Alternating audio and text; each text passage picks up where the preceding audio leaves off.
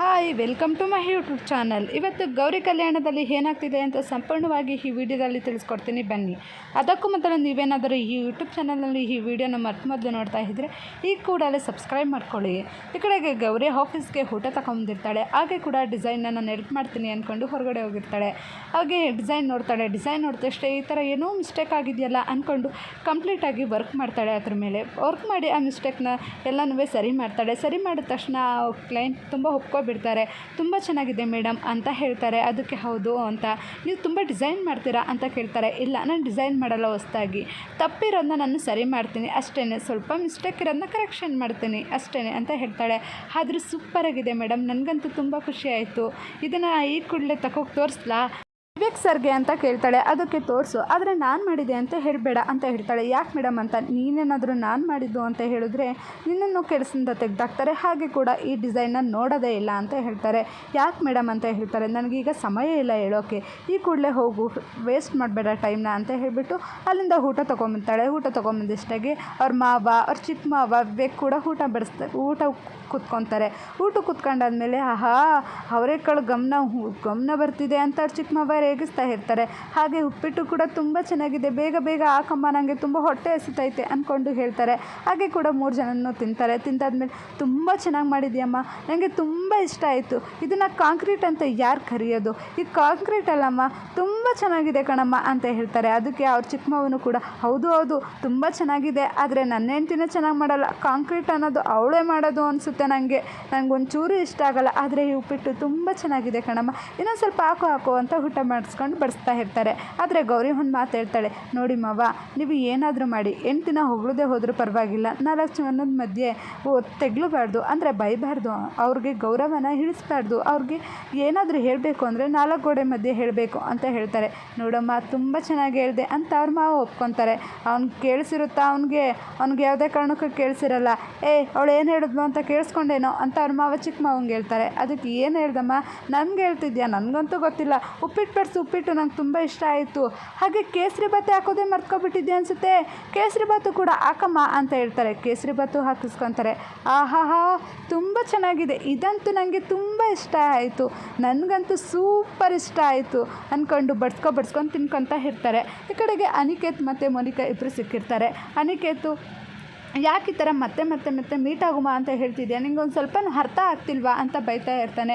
ಅದಕ್ಕೆ ಮೋನಿಕಾ ಹೇಳ್ತಾಳೆ, ಯಾಕೆ ಅಲ್ಲಿಂದ ನನ್ನ ಹೋಗು ಅಂತ ಹೇಳಿದೆ, ನೀನು ಹೋಗು ಅಂತ ಹೇಳಿದ ತಪ್ಪಾಯಿತು ಅಂತ ಹೇಳ್ತಾರೆ.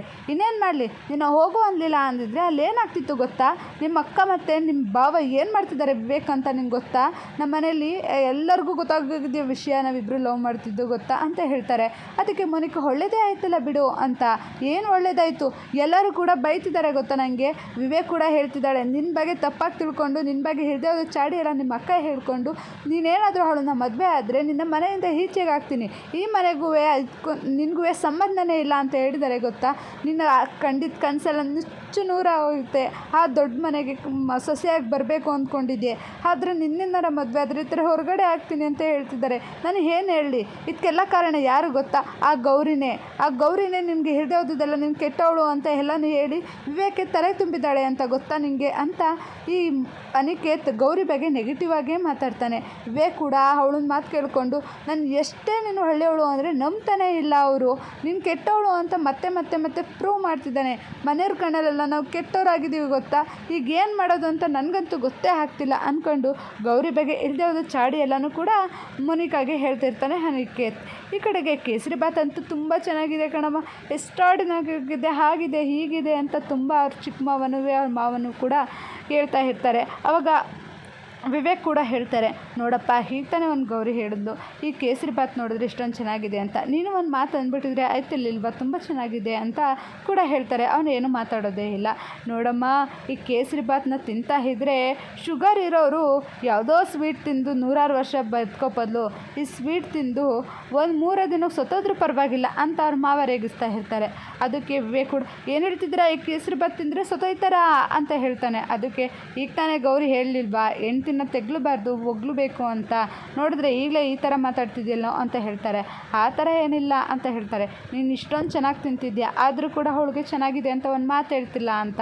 ಅದಕ್ಕೆ ಗೌರಿ ಹೇಳ್ತಾಳೆ, ಪರವಾಗಿಲ್ಲ ಬಿಡಿ ಮಾವ, ಅವ್ರು ಹೇಳ್ದೆ ಹೋದ್ರು ಅವ್ರು ತುಂಬ ಹೊಟ್ಟೆ ಹಸ್ಕೊಂಡಿದ್ರು, ಹೊಟ್ಟೆ ಹಸು ಅಂತೂ ತಡೆದೇ ಇಲ್ಲ. ಅವರು ಈ ಮಟ್ಟಕ್ಕೆ ತಿಂತಿದ್ದಾರೆ ಅಂದರೆ ನಂಗೆ ಅಷ್ಟೇ ಖುಷಿ ಅಂತ ಹೇಳ್ತಾರೆ. ಹಾಗೆ ಕೂಡ ಆ ಡಿಸೈನ್ನ ವರ್ಕ್ ಮಾಡೋಕ್ಕೆ ಹೇಳಿದ್ರಲ್ಲ, ಅವರು ಬರ್ತಾರೆ. ಬಂದುಬಿಟ್ಟು ಸರ್ ಅಂತ ಕರೀತಾರೆ. ಬಮ್ಮ ಅಂತ ಕರೀತಾನೆ ವಿವೇಕ್. ಇಲ್ಲ ಸರ್ ಪರವಾಗಿಲ್ಲ, ಊಟ ಮಾಡಿ ಬನ್ನಿ ಅಂತ ಹೇಳ್ತಾರೆ. ಆ ಡಿಸೈನ್ ನೋಡಿ ಫುಲ್ಲು ಫಿದಾಗಿ ಹೋಗ್ತಾನೆ ವಿವೇಕ್. ತುಂಬ ಚೆನ್ನಾಗಿದೆ ಅಮ್ಮ, ನನಗಂತೂ ತುಂಬ ಇಷ್ಟ ಆಯಿತು ಕಣಮ್ಮ ಅಂತ ಹೇಳಿಬಿಟ್ಟು, ಈ ಡಿಸೈನ್ ಈಗಲೇ ಈ ಥರ ಮಾಡಿದೆಯಲ್ಲ, ಫಸ್ಟೇ ಈ ಡಿಸೈನ್ ಮಾಡಿದರೆ ಎಷ್ಟು ಚೆನ್ನಾಗಿರೋದು ಗೊತ್ತಾ ಅಂತ ಹೇಳ್ತಾರೆ. ಹಾಗೆ ಥ್ಯಾಂಕ್ ಯು ಸರ್ ಅಂತ ಹೇಳಿಬಿಟ್ಟು, ಥ್ಯಾಂಕ್ ಯು ಮ್ಯಾಮ್ ಅಂತ ಹೇಳ್ಬಿಡ್ತಾರೆ. ಇಲ್ಲಿಂದ ಹೊರಡು ಅಂತ. ಅವ್ಳಿಗೆ ಥ್ಯಾಂಕ್ ಯು ಹೇಳ್ತಿದ್ದೀರಾ, ಆ ಥರ ಅಲ್ಲ ಸರ್ ಅಂತ ಅಲ್ಲಿಂದ ಹೊರಟೋಗ್ತಾಳೆ. ಈ ಕಡೆಗೆ ಮೋನಿಕಾ ಮನೆ ಬರ್ತಾಳೆ. ಮೋನಿಕಾ ಮನೆ ಬಂದಷ್ಟಾಗಿ ಅವರಪ್ಪ ಆ ಬ್ಯಾಗ್ನೇ ತೂದಿಸ್ಬಿಡ್ತಾರೆ. ನೀನು ಈ ಮನೇಲಿ ಇರೋಕ್ಕೆ ಕೂಡ್ದು, ಈ ಮನೇಲಿ ಯಾವುದೇ ಕಾರಣಕ್ಕೂ ಇರಬೇಡ, ಇಲ್ಲಿಗೆ ನಿನ್ನ ಋಣ ಸತ್ತೇ ಹೋಯ್ತು, ಇಲ್ಲಿಂದ ಬ್ಯಾಗ್ ಎತ್ಕೊಂಡು ಹೋಗ್ತಾ ಇರೋ ಅಂತ ಹೇಳ್ತಾರೆ. ಅದಕ್ಕೆ ಅವ್ರ ಅಮ್ಮನೂ ಕೂಡ ಅಪ್ಪ ಅಮ್ಮ ಅಂತ ಕರಿಬೇಡ, ನಿನ್ನ ಅರ್ಹತೆನೇ ಇಟ್ಕೊಂಡಿಲ್ಲ, ಇಲ್ಲಿಂದ ಹೋಗು ಅಂತ ಹೇಳ್ತಾರೆ. ಅವ್ರ ಅಪ್ಪನೂ ಕೂಡ ಇವಳು ಎಲ್ಲೆಲ್ಲಿ ಹೊಡ್ಡಾಡಿದ್ದಾಳೆ, ನನ್ನ ಮನೆ ಒಳಗಡೆ ಎಲ್ಲ ಗಂಧ ಹಾಕಿ ಶುದ್ಧಿ ಮಾಡಿ ಇವತ್ತೇ ನನ್ನ ಮಗಳು ಸತ್ತೋದ್ಲು ಅಂತ ತಿಳ್ಕೊಂಡೇ ಬಿಡ್ತೀನಿ ಅಂತ ಹೇಳ್ತಾರೆ. ಆದರೆ ಅವ್ರ ಅಕ್ಕ, ನೋಡು ಈ ಥರ ಅವಳನ್ನ ಹೊರಗಡೆ ಹಾಕಿದ್ರೆ ಬೀದಿ ಹೆಣ ಆಗೋಗ್ತಾಳೆ ಕಣೋ, ನಾವೇ ಅವಕಾಶ ಕೊಟ್ಟಂಗೆ ಆಗೋಗುತ್ತೆ ಅವಳಿಗೆ, ಯಾವುದೇ ಕಾರಣಕ್ಕೂ ಈಚೆಗೆ ಹಾಕ್ಬೇಡ ಅಂತ ಹೇಳ್ಕೊಂಡು ಅವನ್ನ ಕೋರ್ಕೊತಾ ಇರ್ತಾಳೆ ಅವ್ರ ಅಪ್ಪನ. ಹಾಗೆ ಕೂಡ ಈಗ ಲಾಸ್ಟ್ ತಂಗಿನೂ ಕೂಡ ಹೇಳ್ತಾ ಇರ್ತಾಳೆ, ಚಿನ್ನು ಹೌದು ಇವಳು ಏನಾದ್ರು ಹೊರಗಡೆ ಹಾಕ್ಬಿಟ್ರೆ ಇವಳನ್ನ ಯಾವ ಥರ ಕಂಡುಹಿಡಿಯೋದು ಅಂತ ಆಗಲ್ಲ, ಗೌರಿ ಹಾಕೊಂಡು ಬಾಳೆ ಬೀದಿ ಬಂದುಬಿಡುತ್ತೆ, ಇಲ್ಲ ನಾನು ಈ ಥರ ಮಾಡಬಾರ್ದು ಅಂತ ಹೇಳ್ಕೊಂಡು ಅವಳನ್ನ ಉಳಿಸ್ಕೊತಾರೆ ಮನೆಗೆ. ಸರಿ ಬರೋಕೆ ಹೇಳು, ಮತ್ತೆ ಇವಳೇನಾರು ಹೊರಗಡೆ ಹೋದರೆ ಮನೆಯಿಂದ ಈಚೆಗೆ ಹೋಗಬೇಕಾಗುತ್ತೆ ಅಂತ ಹೇಳ್ತಾರೆ. ಹಾಗೆ ಕೂಡ ಹೊರಗಡೆ ಬರ್ತಾಳೆ. ಅಂದರೆ ಒಳಗಡೆ ಬಂದು ಬ್ಯಾಗ್ ಎತ್ಕೊಂಡು ಹೇಳ್ತಾ ಇರ್ತಾಳೆ ಅವ್ರ ಅಮ್ಮಂಗೆ, ನಾನು ಇರೋ ಕಾರಣ ನಿಮ್ಮ ಗೌರಿನೇ, ನೋಡ್ತಾ ಇರಮ್ಮ ಅವಳಕ್ಕಿಂತ ನಾನು ಮೇಲೆ ಹಾಗೆ ಆಗ್ತೀನಿ, ಗೌರಿ ಪರ್ಮನೆಂಟಾಗಿ ಮನೆಗೆ ಇರಲೇಬೇಕು, ಆ ಥರ ನಾನು ಮಾಡ್ತೀನಿ ಅಂತ ಹೇಳ್ತಾಳೆ. ಅದಕ್ಕೆ ಅವರ ಅಮ್ಮ ಕಪಾಲ್ ಮೇಕೆ ಹೊಡಿತಾಳೆ. ಮುಂದಿನ ಸಂಚಿಕೆಯಲ್ಲಿ ಗೌರಿ ಮನೆಗೆ ಬರ್ತಾಳೆ. ವಿವೇಕ್ ಕೂಡ ಎಲ್ಲರೂ ಮನೆಗೆ ಬರ್ತಾರೆ. ಗೌರಿನ ಪ್ರಶ್ನೆ ಮಾಡ್ತಿದ್ದಾರೆ, ಎಲ್ಲೋಗಿದೆ ನಿನಗೆ ಒಂದು ಸ್ವಲ್ಪನೂ ಅರ್ಥ ಆಗಲ್ವಾ ಅಮ್ಮ, ನೀನು ಇಲ್ಲಿಂದ ಹೋಗಬಾರ್ದು ಅಂತ ಹೇಳಿದ್ರು ಕೂಡ ನೀನು ಇಲ್ಲಿ ಮನೆ ಬಿಟ್ಟು ಎಲ್ಲ ಹೋಗಿದೆಯಲ್ಲ, ಎಲ್ಲರೂ ಕೂಡ ಎಷ್ಟು ಗಾಬರಿ ಆಗಿದ್ರು ಅಂತ ಶ್ಯಾಮರಮ್ಮ ಹೇಳ್ತಿರ್ತಾರೆ. ಅದಕ್ಕೆ ಸರಿತಾನು, ಹೌದು ಇವಳು ಮಾಡಿರೋ ತಪ್ಪು ಒಂದಲ್ಲ ಒಂದಿಲ್ಲ, ಅಟ್ಲೀಸ್ಟ್ ಒಂದು ಫೋನ್ ಮಾಡೋದ್ರೆ ಹೇಳ್ಬೋದಲ್ವಾ ಅಂತ ಕೇಳ್ಕೊತಾ ಇರ್ತಾಳೆ. ಅದಕ್ಕೆ ವಿವೇಕ್ ಅವನ ಪರ ವಹಿಸ್ಕೊತಾರೆ. ಅಮ್ಮ ಅವಳು ಫೋನ್ ಕೇಳಿದ್ರು ನಮ್ಗೆ ಕೊಡಲಿಲ್ಲ ಅಂತ. ಇಲ್ಲಿಗೆ ಈ ಎಪಿಸೋಡ್ ಮುಕ್ತಾಯವಾಗಿದೆ.